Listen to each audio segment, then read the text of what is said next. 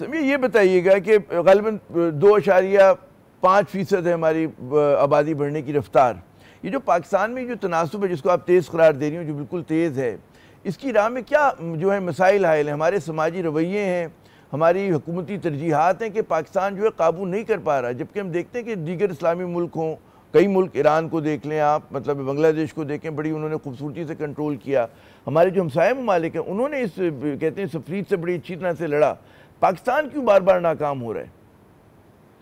جی, یہ آپ نے ویسے درست کہا کہ ہم ایک کنسسٹنٹ ناکامی میں ہی ہیں. پاکستان کی ٹریجیکٹری جہاں تک پاپولیشن مینجمنٹ کا تعلق ہے, اس میں دونوں طرف سے آپ دو براڈلی اگر آپ کہیں, کچھ مسائل ہمارے پروگمیٹک یعنی کہ فیملی پلاننگ سروسز کی فراہمی, اس کی معلومات کی فراہمی, اس کے اوپر کچھ ہنٹ کرتے ہیں. کچھ ہمیں انوویٹیو اپروچز جو کہ دنیا میں بہت کامیاب ہو چکی ہوئی ہیں, جیسے پرائیویٹ سیکٹر انوالومنٹ ہے, لوکل کمیونٹی لیول پہ کمیونٹی مڈ وائفز ہیں, LHWs ہیں, ان کی انوالومنٹ, اور سہولیات کی جو اویلیبلٹی ہے پبلک آؤٹلیٹس پہ, وہ اس طرح کی چیزیں انشور کرنا بہت ضروری ہے. اس کے لیے بہت امپورٹنٹ ہے کہ حکومت جو ہے اتنے ریسورسز ایلوکیٹ کرے. جب ہم پولیٹیکل ول کی بات کرتے ہیں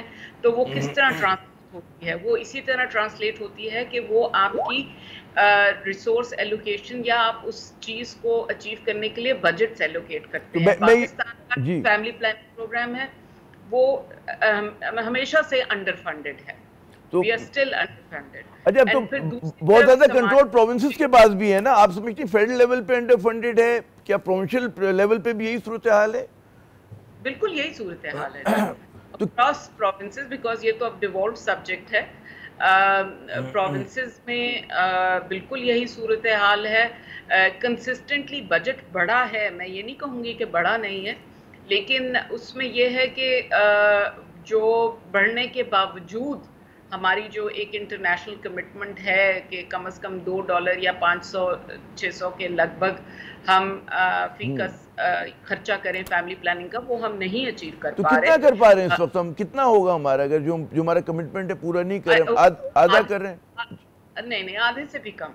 آدھے سے بھی کم. میں کہا کہ 500 کی جگہ ہم 200 روپے خرچ کر رہے ہیں. میرے خیال میں آئی تھنک پروبیبلی 200 سے بھی ذرا کم ہی ہے, جو مجھے ایگزیکٹ اس طرح یاد نہیں ہے, بٹ وی آر لائک. اچھا چلیں, ایک تو سمجھ میں آ گئی بات, وسائل کی کمی ہے کہ پاکستان کو زیادہ وسائل ڈالنے ہیں.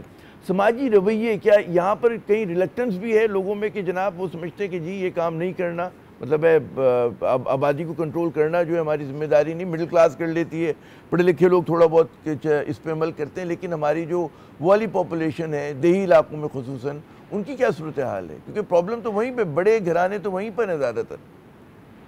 ایک تو یہ کہ اوور آل ہمارے ہاں desire to have larger families generally exist کرتی ہے across urban and rural divide.